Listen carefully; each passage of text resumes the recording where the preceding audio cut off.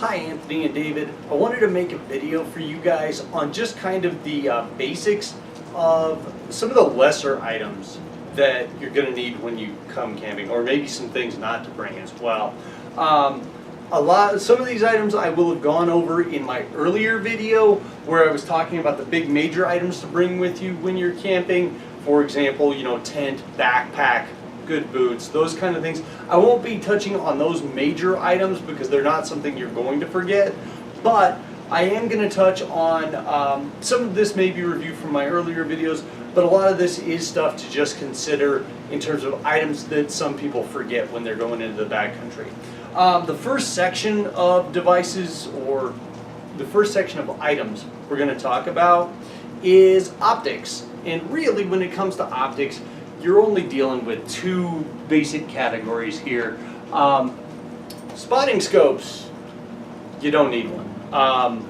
These are absolutely awesome when you're hunting for mule deer and coos deer, those sneaky animals that disappear into the forest. Not that elk can't be elusive, but they're not elusive enough that I feel like meriting the expense and weight of carrying around a spotting scope is something we're going to need. I can't speak for you guys, but any legal elk is going to be on my try and get it list. I'm not going to be passing up elk because I'm looking at it and going, that's not a 350 or higher.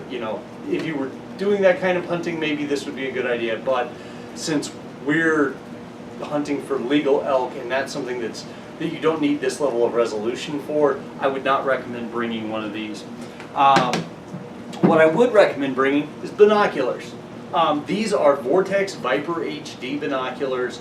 They are lightweight, very high quality optics. They're fairly affordable for high quality optics. I have to use that caveat, but they're really good. These are what I'm going to be using. I do have a spare pair of binoculars, so if you don't own one, at least one of you can borrow that pair, although that pair is definitely bigger and heavier. But you definitely want to have binoculars, and the Vortex Viper HDs are really good. The second area of items to consider when it comes to going into the backcountry are navigation aids. We've got a couple of different categories here. This is a GPS unit. This is a Garmin eTrex 20X Explorer, basic but very effective. If you want to have a GPS unit, I think it's a good idea. You don't have to have one, but they're nice to have. They do have flaws. They are battery dependent, and also I've noticed it's really easy to be staring at your GPS unit instead of looking around and really getting an awareness of your surroundings. But if you kill an animal in a tough spot, you can mark it, get out, get back, and make sure you can find it again. So it does have a lot of value. Again, I've got that one, and I also have this one, which I'm going to talk about here in a second. This is the InReach Explorer by DeLorme. Garmin's bought them out. There's now the Garmin InReach Explorer.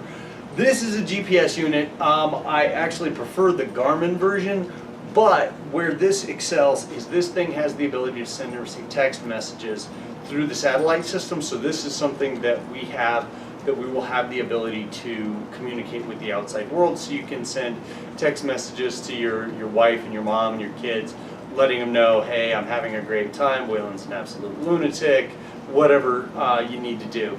So we will have this available to us. I don't necessarily recommend you go out and buy one of these because A, they're really expensive. These were discontinued, which is why I was able to afford one, but they're like $400. So unless you just hate having $400, you don't need to go out and buy one, but they are something to know that we're going to have. Now, something that absolutely 100% you must have, you really, really, really, like I will not take you into the woods without these items. Map, compass. I will have links to, I will put a link to the map and most of these items in the description here, and then a compass. I'm not an amazing navigator, but you need to at least be competent enough to understand, okay, we are going to the west of the road. So if I get separated and I need to get back to the truck, I can use my compass to go east until I bump into the road, and then I can find the truck. So must have maps. Now, our hunting unit is divided over 2 maps. It's the Mogul and Mountain unit here, and then the next map is the next one over, which I think is, I believe is Truth or Consequences map. I will have links to the description for those, but you do want to have a map and compass with you at all times. Don't leave home without it. All right, so the next group of items we're going to talk about are roughly under like camping items, and that's a pretty broad definition. Starting off with things you don't really need. This is a Bear Grylls survival knife. It was a gift for Christmas. This thing is cool. It's got, you know, like a hammer pommel, a 90-degree spine. It's really sturdy. You can use this for, you know, making feather sticks, or I suppose you could baton wood with it. It's totally overkill.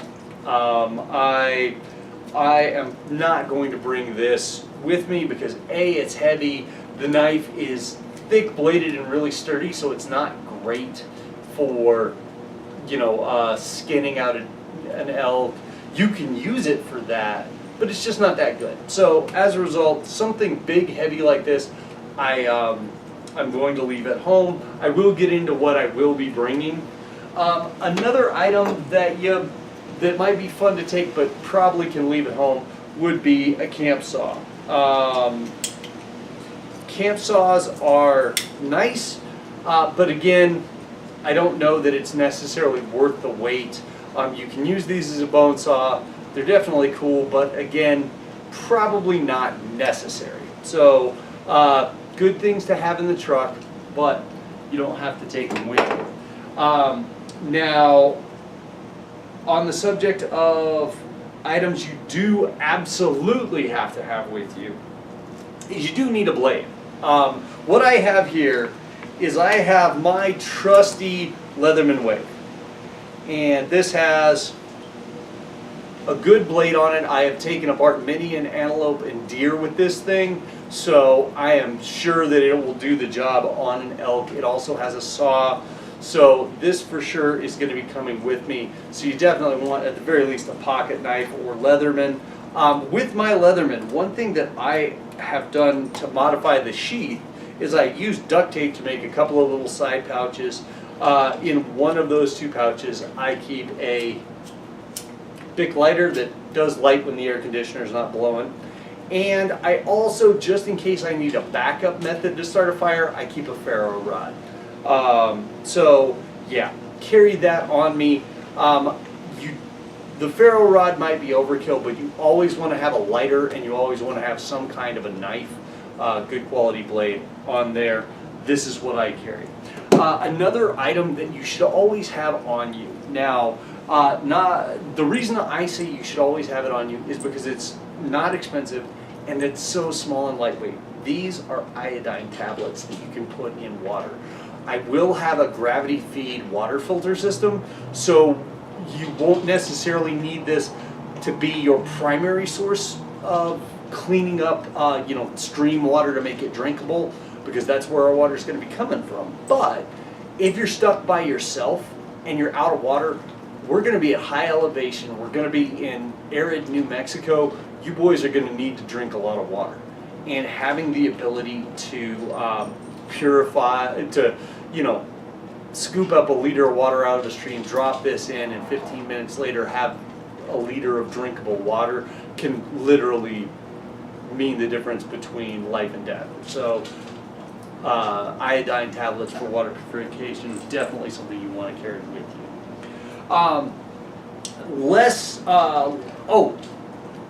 Equally serious, first aid kit. This has my first aid kit along with my personal items in it. I will do a video over the items that I'm going to carry here, but you do want to put together a first aid kit with things like Band-Aids, ways to treat blisters, along with some medicine, some anti-diarrheal stuff, some painkillers, that kind of thing. I'll go over exactly what I carry in my kit in another video, but definitely something you want to be thinking about. Another item that's really, really valuable, and I talked about this in my initial video, a sleeping pad. Don't go into the backcountry without a sleeping pad. They make such a huge difference in your ability to get sleep that you would be crazy not to take one with you. This is a Thermorest Neo Air. I only have the one for me, so you boys will both need to bring your own. You can do some research on Amazon. I can help you with it, but also this is a place where if you're going to spend a little bit of money, this would be a place where maybe not sticking really tightly to a budget is okay, because this is where you do get what you pay for. Also, a camp pillow. These are not a must. These are a luxury item. You can always just stuff your spare clothes in a wad and put them under your head, but I do like having a camp pillow. This is a little like $8 or $9 Coleman camp pillow. I'm not necessarily crazy about this thing. It works just fine as a pillow, but it does not compress down really very small. It's pretty big, it's pretty heavy. I've got an inflatable pillow on order, and I will let you know the results of how that turns out once I try it. But I think that a camp pillow is something worth considering bringing. Wouldn't necessarily recommend this, but it's definitely an option. And again, these are cheap. This Coleman camp pillow did not cost me very much. So if you can't afford, a $40 inflatable one, something like this will definitely help you sleep. As far as items for getting around, one item that's worth considering, and this is a maybe, is a pack rain cover. This goes over the top of your backpack so that if it rains, the stuff inside doesn't get soaked. Because nothing would suck worse than having the dry, clean clothes that you were planning on sleeping in get soaked in a rainstorm. This is something that I will 100% have in the truck with me. We'll look into the weather forecast, and I'll make a decision as to whether or not I'm going to bring it. If there's a possibility of rain, I definitely will, because it's not very heavy. They're also not very expensive, but again, something to think about. These are not a must, but I think they're almost a must. Trekking poles. I talked about them in my earlier video. These things make getting through tough country with a pack on your back much easier, especially if you've got some weight. Having trekking poles just to help you keep your balance is invaluable. These are pretty much the best bang for your buck trekking poles you can get your hands on. These are the Cascade Mountain Tech carbon fiber cork handle trekking poles. I've used these a lot this summer, and let me tell you, I can't explain the number of times they've kept me from falling. So I'll still take you into the woods if you don't have trekking poles with you, but I'll think you're dumb. Also, they're a really convenient place to wrap duct tape. I have duct tape wrapped around each of them because you never know when you're going to need duct tape, and since I'm always going to have my trekking poles with me, I've always got duct tape with me, and that's a good thing. I did an earlier video on cook sets, so you do want, at the very minimum, you want a mug to drink your coffee out of, and you probably want something else to eat off of. If you're, for example, if you're using those Knorr rice sides, the Knorr rice side package, although you can use it you can pour boiling water in it, it's not really designed for that. You can break it out. So bring like a plastic plate you can get at the dollar store for, a pack of 4 for $1 might not be a bad idea. One thing you definitely 100% do need is a spork.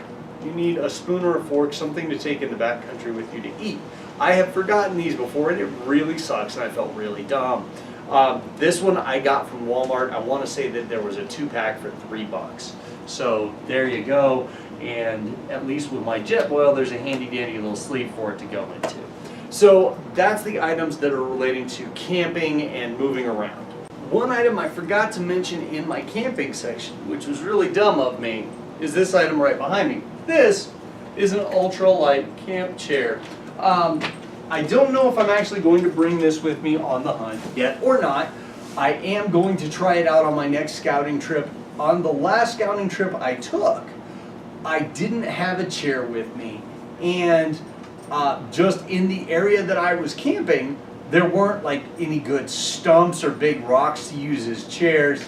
There had been enough rain that there was fairly high grass, so it wasn't really convenient to just sit down on the ground.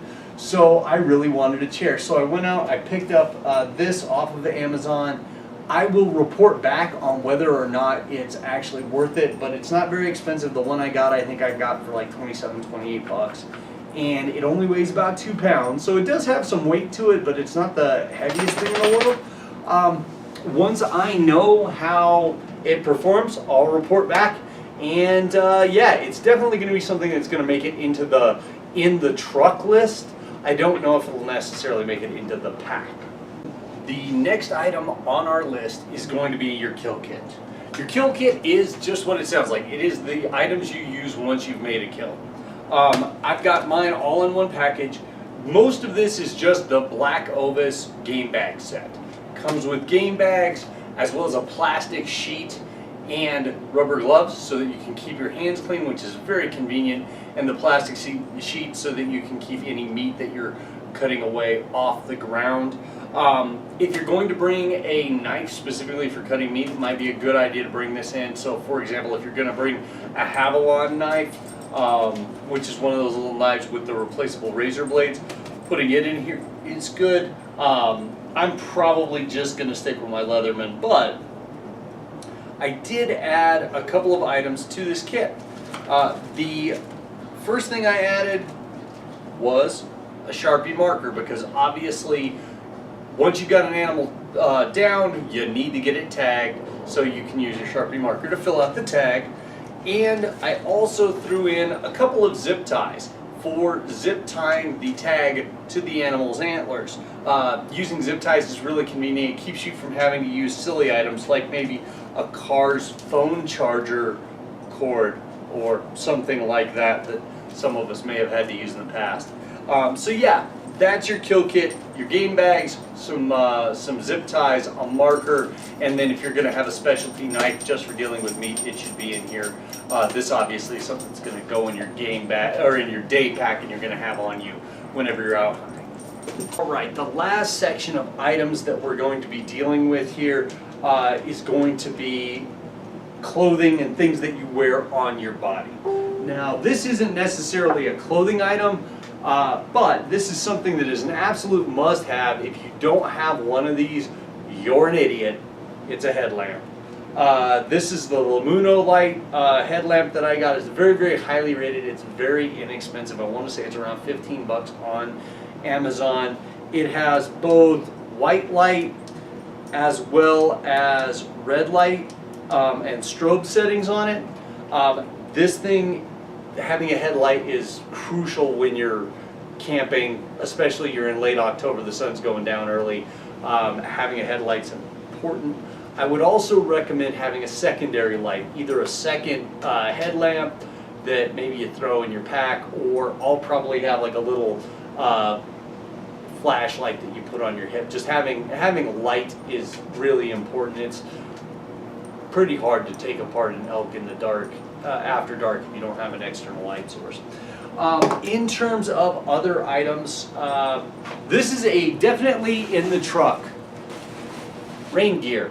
Having raincoat and rain pants is something you should absolutely have in the truck, and then we'll look at the weather forecast to decide whether or not we actually need to take it with us into the backcountry. But 100% have waterproof rain gear with you. And again, if the forecast doesn't call for rain, we can leave it in the truck, but it's something that you certainly want to have. Now, in terms of other clothing items, one thing Sunglasses. Again, you don't have to have, but if you're going to be looking east in the morning or west in the evening into some glare, having a decent pair of sunglasses is nice. On that same topic, baseball cap. I know you guys are jealous. This thing is super cool. This is a Rut Tough baseball cap. It's got elk with the New Mexico flag logo on it. I love this thing. I don't know if this is going to actually be the one that I take hunting with me, but because I'll probably just bring an orange one because I don't want to get shot.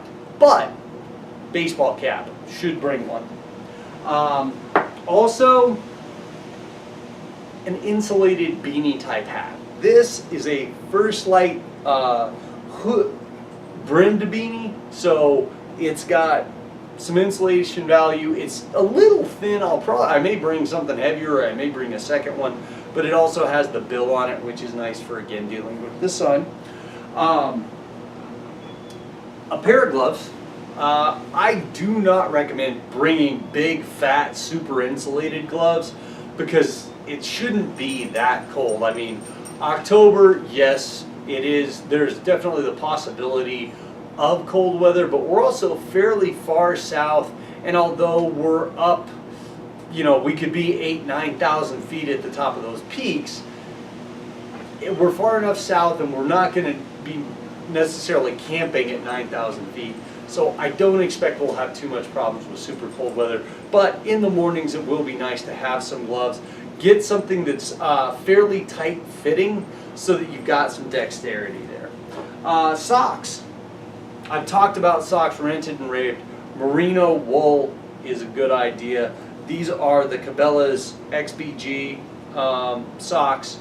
Darn Tough makes some really good socks. Kuiu and First Light make good socks. So something that's going to be athletic.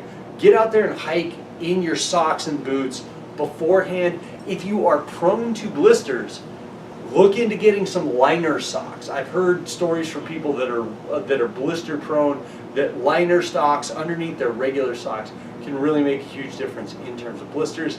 I very rarely get blisters, so just these are good enough for me. You want to probably bring at least 2 pair because after about 2 or 3 days, even with the merino wool, you start getting that toe jam in there, and that's gross. So having the ability to switch out on, say, day 3 to some fresh merino wool socks can make a big, big difference. Also, probably a good idea to just bring some like thick, old-fashioned like rag wool socks to sleep in, because your feet can get cold down there at the bottom of a sleeping bag. So having a thick insulated sock that you may not necessarily be hiking in is a good idea. They're probably worth the wait. In terms of, I talked about it before, I don't have a pair to show and tell right now here on the table, but performance underwear. Cotton boxers or tighty-whities, this is no place for that.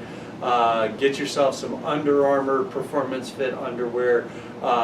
First Light, their Red Desert boxer briefs are renowned. Something like that, you know, get yourself a couple of pair. They're worth the money because, yeah, you don't want to deal with that. Now, another base layer. This is a First Light merino wool t-shirt. Merino wool is great because it doesn't hold in the funk. It wicks sweat very well. It has a knack for being breathable when it's hot and insulated when it's cool. So yeah, merino wool base layer. Again, this is a place where I think spending some money would be a good idea. I like First Light, and I'm going to order some Kuiu as well to kind of do some side-by-side comparisons. Also, trail pants. You don't have to have these, but they make a big, big difference. Hiking in blue jeans can be done, but these are Columbia. Can't remember the exact name of them. I will have a link in the description. That they're lightweight, nylon, breathable, lots of mobility. They also come with a super thin nylon belt, like looped in, which is great. I pretty much have to wear a belt with all the pants I own, and when you've got a backpack on with a hip belt, having like a thick leather belt, it can pinch and rub, and that really sucks. Having a thinner nylon belt eliminates at least a little bit of that, so that's going to be something to look into. So those are some of the ancillary items for the camping trip that you may not have thought of, and I will have links in the description to most of the stuff that I talked about here. If you have questions, comments, hit me up, let me know what you think.